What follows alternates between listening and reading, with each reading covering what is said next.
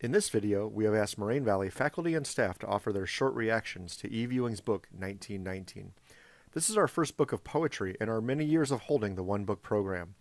In the book 1919, Ewing explores the race riots of that year which left 38 people dead and 1,000 people homeless. She connects us with that time and examines a piece of Chicago history that is not often discussed. Ewing has said that African American life in Chicago today is radically different from 1919 and radically unchanged. Ewing is a professor of sociology at the University of Chicago. She is a researcher, novelist, comic book author, and poet. My name is Dewitt Scott. I am Student Success Specialist in the Student Success Center at Merrie Fefles Community College. Shooting this video to contribute to the One Book, One College conversation for the library this year. The book chosen this year was a book entitled 1919, written by Eve Ewing. 1919 discusses the Chicago race riots that took place in 1919 when a young black man who was swimming on the white side of Lake Michigan was killed by a white mob for swimming on the white side of 31st Street Beach. In the book, Dr. Ewing talks about that moment when the young man died. She talks about the aftermath of the riots that took place as a result of his death, but she also talks about the underlying factors that contributed to the racial tension prior to the young man dying. So when the young man died, it actually was the last straw, or the bubbling up to the surface of things that have been happening for a long time underneath. She talked about the racial segregation in Chicago, about the wealth inequality between blacks and whites, what impact that had in Chicago at that time. She talked about poor educational facilities in the black community, and a few other things that contributed to the resentment between the races, in addition to full-scale racism and anger on that white people had just at the presence of blacks who were migrating from the South. I think overall, Dr. Ewing did a fantastic job. The book is amazing. The poetry is amazing. She taught me more about the incident. That I knew things about the incident, but she taught me more. I didn't know as much as I should have. She taught me more through poems in a way that was very engaging, very informative. I think she did a fantastic job with the book. I think it's a very underrated book. I hope more people can get their hands on it to sort of learn more about the incident, but also to draw their own conclusions and see connections between 1919 and 2020.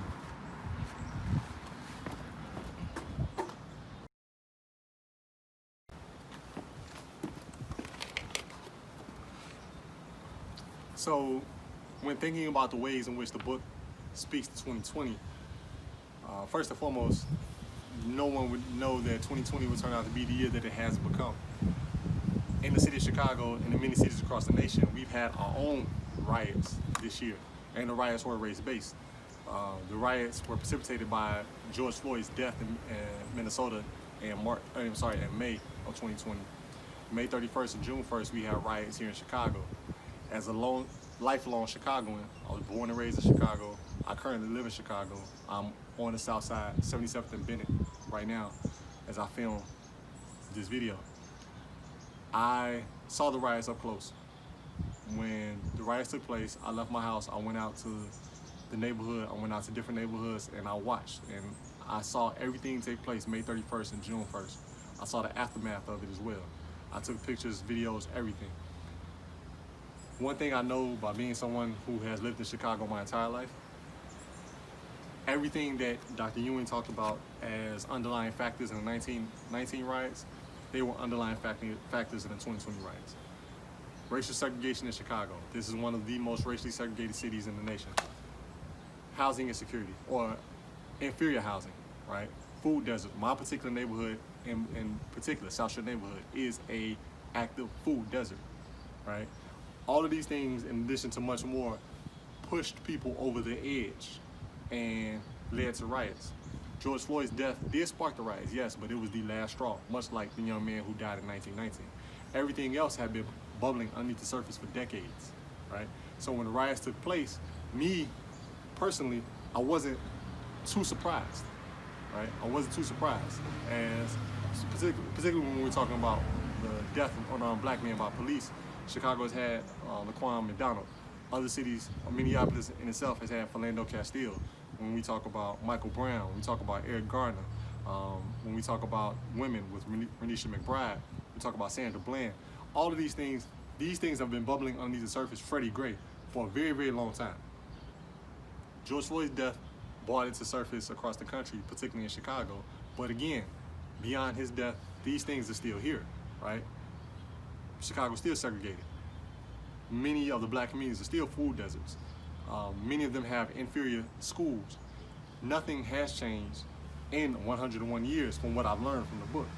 So when drawing connections from 1919 to 2020, I see that all of the major issues that led to riots, that led to racial dissension, that led to violence, that led to anger, these things have not changed. They just haven't, right? Band-Aid solutions have been placed on top of them, sometimes pretty coverings on the surface, but the underlying root causes have not changed. I now see that 101 years later, if these things have not been solved, then we can have riots again as we had in 2020. Again, now we're in 2020, if these things again are not solved, then we set ourselves in a position for this maybe to happen again. But Eve Ewing's 1919 helped me draw connections to why things are the way they are, why the 2020 riots have taken place the way that they have, all because the things that Black Chicago has dealt with 100 years ago, not much of it has changed underneath the surface. Not much has changed in the foundation. So we get the same results. Hopefully that won't be the case, but as of right now, there's nothing in place that seems to be changing these underlying circumstances. So we're setting ourselves up for potentially having something like this happen again.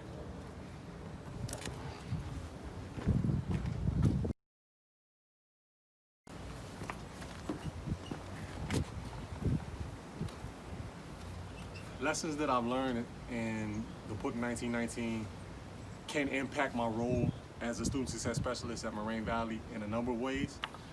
For the need to be succinct, I'll just talk about the primary way. As I've learned in 1919, many of the factors, the underlying factors that were existing in 1919 and led to the Chicago riot in 1919, those factors still exist in 2020.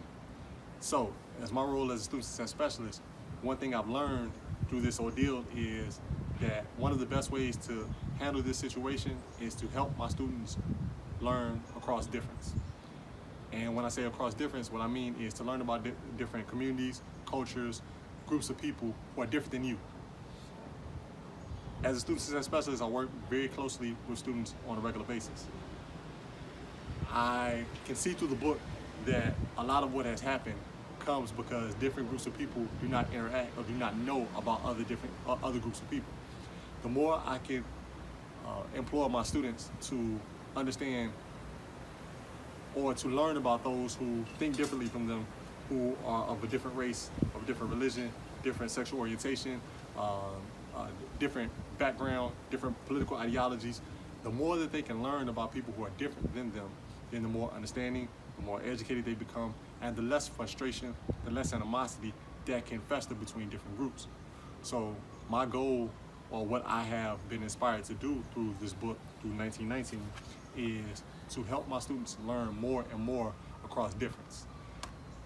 That, I believe, can be my contribution based on what I've learned so far. Thank you.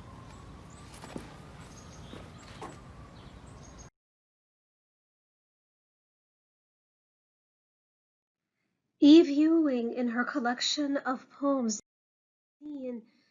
she intends for them to be, and I quote, an entry point into a conversation about history that has been overlooked or forgotten and not discussed enough. In her dedication, she dedicates this book of poems to the many who were lost in the waters, who were lost in the Middle Passage, and to those who made a safe passage. But unfortunately, even those who did make a safe passage did not always feel at home. And so from her poem, The Train Speaks, she talks from the perspective of the train who's telling African Americans moving north and moving to Chicago, I can never take you home. You have none. In order to feel a sense of home, one needs to feel a sense of status. So in this poem coming from the stockyards, Eve Ewing imagines this teacher who felt he did have status in the South when he was teaching school children, and he says, and I quote, "I called myself a scholar in Georgia, but here in Chicago, he's no longer a teacher, and he feels very lonely." In Georgia, at least, he could teach his students, because when his students were writing X instead of their names, he taught them how to sign their names, how to write their names, and how to hold on to their identity.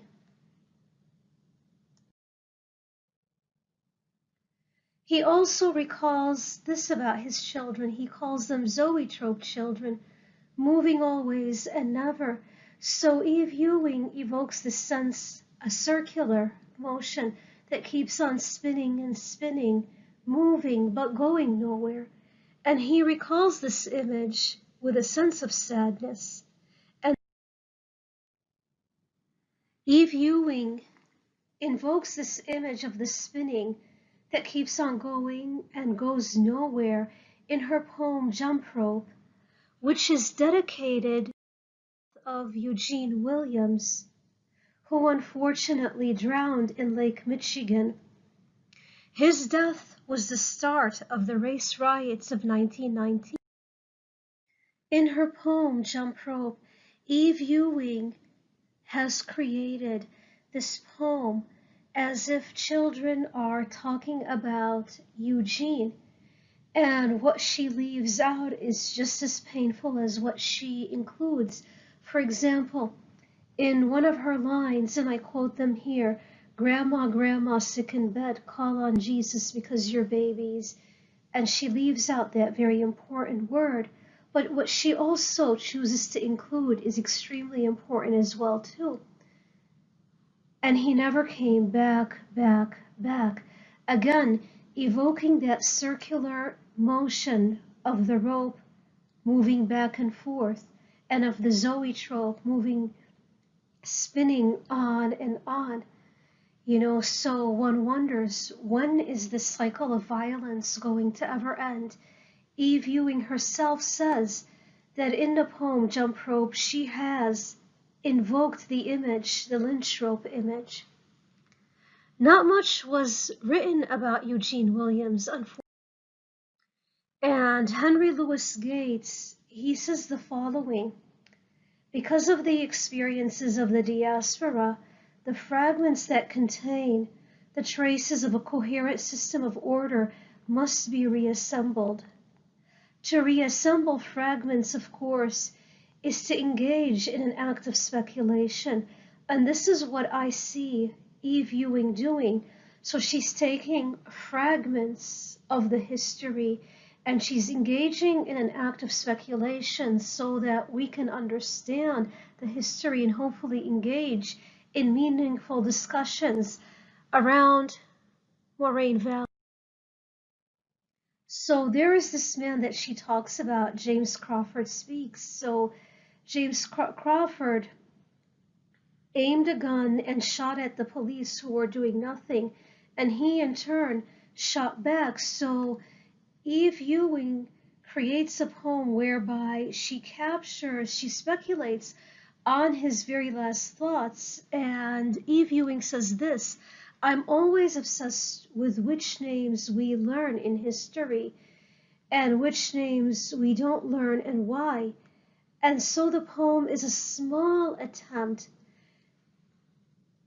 at kind of inhabiting the story and giving an emotional life that we otherwise can't access to this historical moment. And this is what she's trying to do. She's trying to use speculation in order to understand this forgotten about person.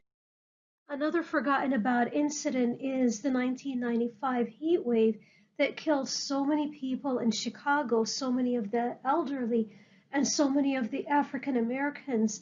And in situations like this, a disaster like this really highlights who is privileged and who is not. Eve Ewing also following as well too. Emmett Till is engraved in a lot of our memories as this very young 14-year-old victim of lynching. And in one of her poems, I saw Emmett Till this week at a grocery store. She's speculating, I feel, once again, another chapter in the history of Emmett Till, where he's at a grocery store and he's looking very gently at this plum, and he engages in a conversation with this woman who is talking with him, and the conversation ends peacefully where he does say, "Hello, young lady," and that's it. So in this poem, it's as if she's opening up, creating a chapter where we get to see Emmett Till, the human being, the person, and not the person that history keeps insisting that he is a victim. Hello, my name is Merrie Fefles, and I am a professor of history and political science and sociology at Moraine Valley. And I'm here to share a few brief thoughts on Eve Ewing's 1919 book about the Chicago race riots of 1919. And just to kind of jump in on the subject matter here, since I only have a few minutes. Going through it, I had a lot of reactions to some of the different poems, and I'm not normally a poetry person. I don't know if I'm just not deep enough to get it, but I sometimes struggle with it. But this is written so clearly that it can even appeal to someone as ignorant as I am when it comes to poetry. But the one that kind of struck me the most was the jump rope poem. And it is one that refers to Eugene Williams, who is the young boy, the 17-year-old boy in Chicago who drowned in Lake Michigan after he drifted over to the white section of Lake Michigan and was stoned to death by the crowd there. And it describes how Eugene went to the lake that morning, and even though his mother told him, white kids are mean, and to be aware of that, and that soon thereafter, that he was basically found himself drowning. And she uses the terms, down, the water's tugging, dragging him down. And maybe it's my fear of drowning. I don't know, it could be that, but just the idea of it just resonated tremendously with me, because it reminded me not just of Eugene Williams, but it reminded me of so many other Black Americans who have had this experience just in similar ways. So whether we're talking about Emmett Till, whose mom told him in 1955, when you're going down to the South, it's not like it is up north here. Be careful what you say and what you do. Basically, they don't mess around down there. And of course, for the crime of whistling supposedly at a white woman, he ended up being lynched in the most horrific, undescribable manner. But it also reminded me of, I think, a story that's not getting enough attention, I think, in our media right now, and that's the story of Elijah McClain, who is the young man I believe in Denver, but it's in Colorado, who was autistic, who was walking home from a convenience store and was wearing a ski mask. It was cold, and he was stopped by police because he was flailing his arms and appeared suspicious. And when they took him into custody, he immediately began to say to them, "But I'm an introvert. Please, I'm not doing anything wrong. I'm not going to hurt anybody. Please just leave me." And when you read or hear the transcript of that, it is just heartbreaking. It's that, I think, more than anything, and I don't mean to say that, but just I think it's the idea of his innocence just resonated so much with me that, here was just this pleading, but it reminded me of this poem, down, the water's tugging, and this boy ends up drowning in Lake Michigan, and this other young man ends up being shot with a substance that ends up putting him in cardiac arrest. And the entire time, not understanding really what's happening to him and why it's happening to him. And I'm sure that Emmett Till probably felt the same way. He almost maybe a sense of bewilderment, what? I can't believe this is happening. So that's probably the poem out of the many that struck me. But I think it ties into a larger theme of just the survival of the Black American in American history, and how many countless stories that we don't know about of people that have had to go through such tremendous circumstances some who made it out alive, hopefully like Jacob Blake, and others who unfortunately did not. So it's a lovely book, and it's haunting but lovely in that how it's written and how it's composed. And I'm really glad that we're doing this, because I think this is a story that is way too undertold in American history, along with the Elijah McClain story that we're not talking about a lot right now. I think the story of Eugene Williams and what happened in Chicago is often not talked about, because we have this perception that in the North, everything was so hunky-dory, that we weren't like the South with those horrible lynchings, like, people like Emmett Till and others who were lynched, and the lynchings were put on postcards, and men who were doused in gasoline and burned alive. We don't do things like that in the North. And here you find out the story of this young man who was just swimming innocently and just was in the wrong section of the lake, and how he ended up, and how this ended up setting off days of race riots throughout Chicago. But it's not even just that. The story doesn't end there. It goes on from there, because it goes on to the segregation of blacks in Chicago and firebombings of their homes. And there's a direct tie-in into how Chicago is and remains one of the most segregated cities in America. And that I find to be really sad. And I wish I could end on more of a hopeful note, but I think we still have a long way to go. I think that we are better than we were in 1919, but I still think that we have a long way to go. And I think that cameras have helped tremendously. There were cameras back then, but nobody was recording when Eugene Williams was in the lake, and I wonder often what would have happened if there had been. So I hate to leave it on a sad note, but I guess I kind of am, and maybe that's okay for right now, because I am a little depressed at what I'm seeing and reading and hearing. So thank you. These are my 2 cents for whatever they're worth. Maybe not very much. Thanks a lot. Hi, my name is Shanya Gray, and I am an assistant professor and counselor here at Moraine Valley. And I wanted to share my thoughts today on Eve Ewing's 1919 book. So I want to talk first about my general reactions to the book. I will say I hesitated for a little while to read the book because, like many other materials with similar content, it evokes strong emotions in individuals, especially individuals of color.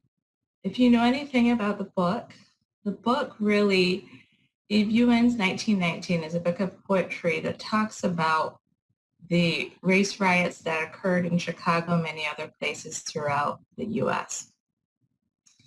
For me, the book really did evoke those strong emotions because of the fact that oppression has continued in so many forms for Black people in the African diaspora. It shows that although we say people are free because they're no longer enslaved, that they aren't truly free.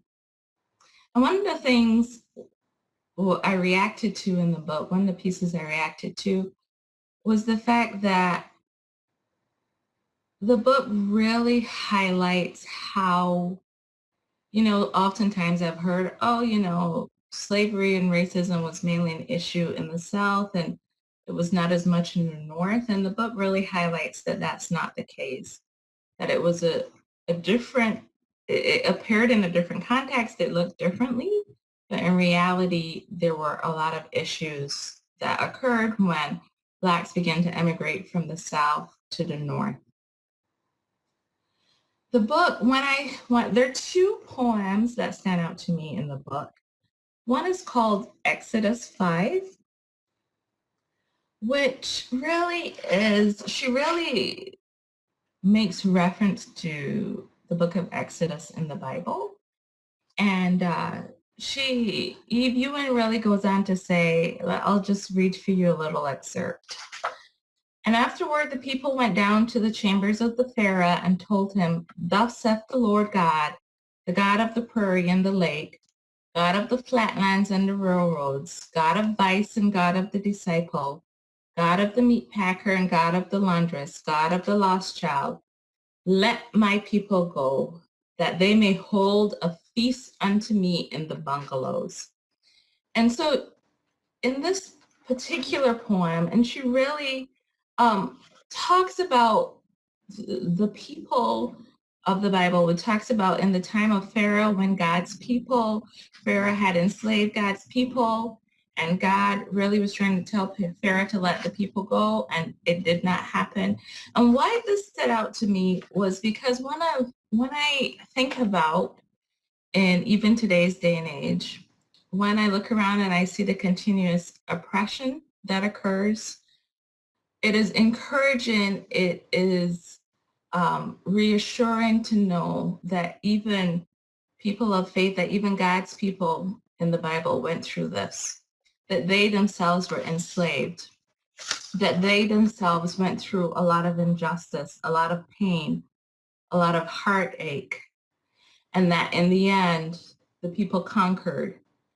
In the end, God spoke to Pharaoh. In the end, Pharaoh died. So it says, Pharaoh, you have been wicked and denied my will. My people came to you as strangers in a strange land, and you denied them, the land of their pilgrimage, and you have kept them in bondage. Now you will be punished for your cruelty and for casting upon them anguish of spirit. And Pharaoh lived many days under the watchful eye of the Lord God, until a pestilence arose within him, a sour smoke choking him from within. And though he still appeared in the vestige of man, and a cloud moved into his spirit, and within he was no man but a plague, like rock on the silk of corn, of filth where sugar had been.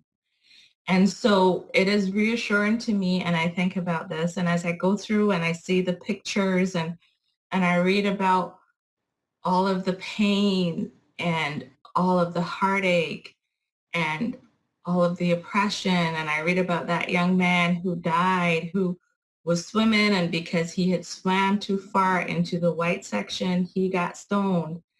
And when I read about the continuing encouragement of the looking away and the continuing divisiveness, I think about this, and I think about the fact that in the end, in my eyes, because of my faith, that God will be the one to take charge. God will, in the end, he will be in control, and in the end, everyone will have to answer to him. All right. So as I move on, I want to talk about, how does the book 1919 speak to 2020? When I read the book and I read the different pieces of work in the book, I couldn't help but think about the uncanny similarities to today. It is so fascinating that we've come so far, yet we haven't come very far. When I read, for example, here about the sightseers, often the sightseers and even those included in the nucleus did not know why they had taken part in crimes, the viciousness of which has not been apparent to them until afterward. The sad truth is that most evil is done by people who never made up their minds to be good or evil. And this is just one of the many truths that has translated to 2020. In 2020, we are struggling again. We are in a crossroads right now in this country where people of color are again fighting for their lives, where they are again crying out to say, we want to be equal. We want equity. We do not want to be brutalized. We do not want to be vilified. We do not want to be targeted. And so this was the same thing happening in 1919. And this poem, The Sightseers, where it really talks about how there are people who just sit back and watch. And there are sightseers looking at the house of power, waiting to take a tour. And there are devils in the house. The house has been wicked for so long, and the sightseers will worship it. They stand in front and take pictures. They marvel at the white pillars. They send postcards of the house that has the devils in it. And how much we have grown used as a society. It shows as a society how we have gotten used to institutionalizing evil. We have gotten used to institutionalizing oppression. We have gotten used to institutionalizing a lot of things that do not benefit everyone. But yet in it, we allow it. We just sit back and watch. There's so many of us that just watch and take it for granted and say this is what it is. And we go about our daily lives as though it's normal and it's okay for these things to happen. And so in 2020, where there is so much upheaval, where right now there are riots occurring again, where right now all the protests are happening, we cannot help but draw the parallel between what was happening in 1919 and what's happening today, 2020. Okay? So how do I view this book through my discipline or area of expertise? One of the first things, being in the field of psychology and in counseling, one of the things that immediately came to mind as I started to read this book was trauma. When I looked at it, I saw, I heard, I read all the stories of people being murdered, people being brutalized, just people, Black people, constantly being traumatized and re-traumatized over and over, and it being the acceptable way of life. How for so long you see the level of resilience and tenacity and endurance from Black people throughout the African diaspora who have had to endure slavery. Then they've had to come out of slavery and fight tooth and nail to get where they are. And still we have this. They strive in. Then we have the riots. There's striving. We have Black Wall Street, where Black Wall Street was burned. If you don't know about Black Wall Street, you should read about it. And we learn the constant trauma to families, to individuals, losing loved ones, people being victimized, people being beaten over and over again. And so Joy DeGroy in her book, Post-Traumatic Slave Syndrome, really talks about this. She really talks about the history and the effect it has had generationally on descendants of slaves in this country, the impact. If we think that we aren't impacted when things like these happen over and over and over to us again, we are wrong. From violence in the cities of Chicago, the funny thing is I look at this and I see so much violence to Black and brown bodies in here. And oh, how easily we forget about that. How easily that narrative has disappeared from the history books where how many times have you heard about the 1919 riots prior to when it was really brought to our attention in the last 2 years, right? Oh, how easily we forget about the violence that has continually happened to Black and brown people in this country for centuries, from being taken away from the continent of Africa to coming here to be beaten into submission. And then that people are just going through burning down their homes. Over 1,000 homes were lost. People just beat them up because, right? You heard about if you didn't have cash sometimes in your pocket at that time, you could be stopped and arrested or beaten just because. And so we have settled for this norm here in this country that where the violence has occurred over and over and groups are traumatized.